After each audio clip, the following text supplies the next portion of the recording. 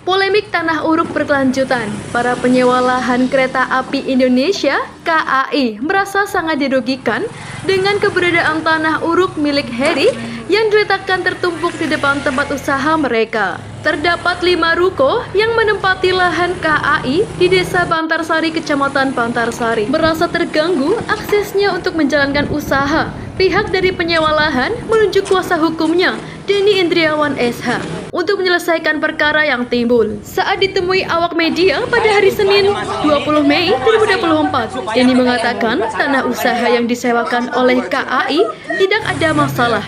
Namun belakangan ini ada masalah dari Heri. Heri mengklaim tanah tersebut milik Heri, warisan dari leluhur. Denny mengungkapkan bahwa sewa menyewa tanah sudah berlangsung sejak lama. Kliennya tidak pernah bermasalah dengan pihak PT KAI. Sama-sama menerima hak dan kewajiban. Yang mempermasalahkan lahan tersebut adalah pihak Heri. Dijelaskan berawal dari gugatan yang dilayangkan Heri dan Lestari kepada PT KAI. Namun gugatannya ditolak. Lalu pada rekonvensi diakui milik PT KAI dan pihak Heri melakukan banding. Menurut pengadilan, apa yang dilakukan Heri kurang lengkap sehingga tidak diterima secara pokok materi dan secara legal formal kurang. Sehingga gugatan Heri tidak diterima karena dianggap pihak penggugat tidak sempurna. Dengan menumpahkan tanah uruk di depan tempat usaha adalah perbuatan ilegal, sehingga klien tidak bisa memiliki akses untuk masuk dan buka usaha. Apabila penggugat mengajukan gugatan lagi, dipersilahkan. Pihak kuasa hukum akan menghitung kerugian yang ditimbulkan. Untuk mencegah kerugian yang lebih besar, maka pihak penyewa memindahkan tanah uruk tersebut ke tempat lain, ungkap Denny. Musyawarah telah ditempuh. Denny menyampaikan bahwa mediasi telah dilakukan sehingga berkali-kali dengan menghadirkan Dan Ramil, Kapolsek, dan perangkat desa untuk membahas masalah tanah uruk, tetapi pihak Pak Heri tidak pernah hadir. Heri mengklaim sebagai pemenang dalam gugatan. Denny berharap masalah selesai dengan baik, tetapi jika nantinya harus saling melapor, itu hak masing-masing sebagai warga negara. Ya, jadi dalam perkara ini saya selaku pihak kuasa hukum dari para penyewa tanah KAI.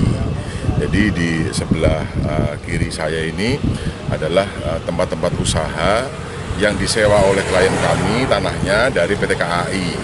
Dan dengan PT KAI tidak ada masalah, cuman belakangan memang ada sedikit masalah bahwa ada salah seorang bernama Pak Heriawan dan Bu Lestari itu mengklaim bahwa ini tanah leluhurnya. Nah, kayak kita sebagai penyewa sebenarnya kan pasif ya, artinya sampai dengan detik ini kita mengakui itu tanah KAI karena memang dasar kepemilikannya di KAI. Ya sama seperti yang ada deplang di sini, bahwa di sini adalah tanah KAI, sehingga kita berkeyakinan itu tanahnya KAI. Dan dari turun-temurun orang pun mengetahui ini adalah tanahnya KAI, sehingga kita melakukan sewa penyewa dengan pihak KAI. Nah, pernah ada sedikit permasalahan hukum dan sampai gugatan di pengadilan antara Pak Heri dan Bu Lestari melawan PT KAI, di mana klien kita yang menempati juga sebagai tergugat. Nah, kita pun mengikuti. Ternyata di tingkat pertama pihak Pak Heri selaku penggugat, Pak Heri dan kawan-kawan ya, karena dengan Bu Lestari selaku penggugat, gugatannya ditolak. Lalu kemudian dalam rekonvensinya diakui ini miliknya PT KAI. Dan setelah itu pihaknya Pak Heri mengajukan banding. Nah, menurut pengadilan banding ini adanya kurang pihak. Jadi secara legal formal ada yang harus dilengkapi terlebih dahulu, sehingga menurut pengadilan tinggi untuk gugatannya Pak Heri ini dianggap tidak diterima. Artinya secara materi pokok perkaranya belum diperiksa oleh hakim tinggi, baru secara legal formalnya saja ada yang kurang. Nah, untuk kejadian-kejadian seperti itu, seyogianya pihak penggugat yang dianggap gugatannya belum sempurna ini harusnya mengajukan gugatan ulang. Karena status quo itu kan mengharapkan adanya, NO atau gugatan tidak diterima itu mengharapkan adanya status quo. Sama saja atas lokasi ini ya sama seperti gugatan belum diajukan.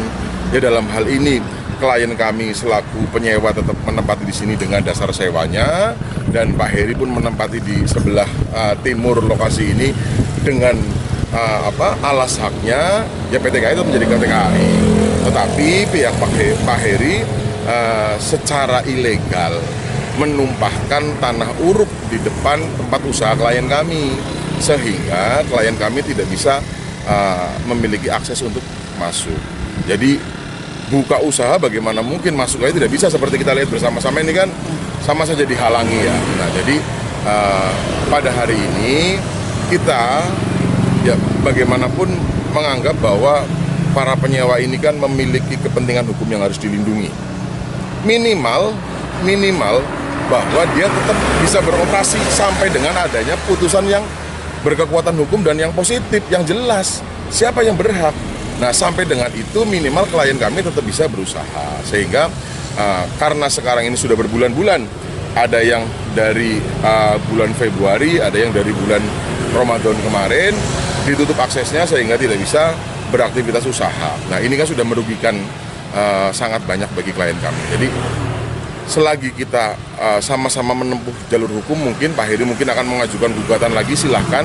Nah kita juga akan memperhitungkan kerugian-kerugian yang telah timbul.